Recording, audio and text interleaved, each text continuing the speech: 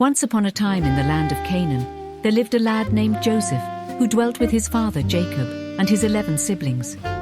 Joseph's father had a special fondness for him, which ignited a burning envy in his brothers. This envy was like a thorny weed that could choke and wither the growth of a healthy plant. Like a wise elder once said, "The eagle that dreams of soaring high must first learn to fly."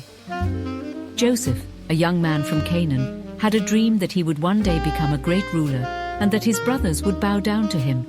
But instead of being proud of their brother, his siblings were filled with jealousy and resentment.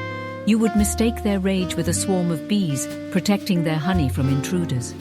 By selling Joseph into slavery and telling their father that he had been eaten by a wild animal out of envy, they deceived their father. Joseph found himself in a foreign land, Egypt, like manure's worm out of manure. He was sold to Potiphar, a wealthy man, and worked as a servant in his household. Joseph did not allow his misfortune to crush his spirit. He was like a palm tree that bends but never breaks in a storm. He worked hard and earned the trust of Potiphar, becoming a valued member of his household. But life is unpredictable. As you grow up, my grandchildren, you will soon discover that life is a replica of a chameleon that changes color to blend with its surroundings. Potiphar's wife falsely accused Joseph of a crime he did not commit, just the same way a lazy farmer blames the weather for a poor harvest. And Joseph was thrown into prison, reduced to a bird in a cage kind of state. As she told her story, the grandmother stirred the pot on the stove like a musician playing a sweet melody on a drum. Her hands moved with grace and precision, adding spices and seasoning to the pot.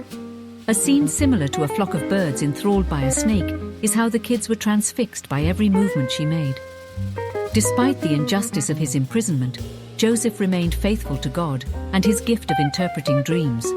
His talent did not go unnoticed, and the Pharaoh of Egypt summoned him to interpret his own dreams.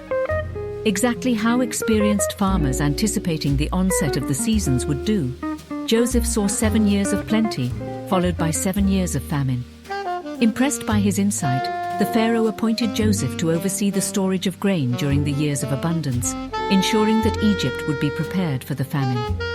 When the famine struck, Joseph's brothers came to Egypt to buy grain, and they bowed down to him, unknowingly fulfilling the dream that had caused them so much jealousy and pain. It was like a river flowing back to its source after a long journey.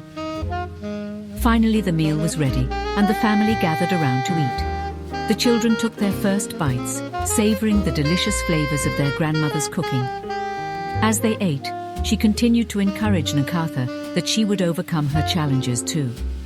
"Frog's staring eyes, don't stop cows from drinking the water," she said, as she prayed for her grandchildren, which left Nkatha feeling rejuvenated. As the night wore on, the fire in the stove began to die down, and the children grew sleepy. But the grandma continued with household chores as the grandchildren surrendered to their beds.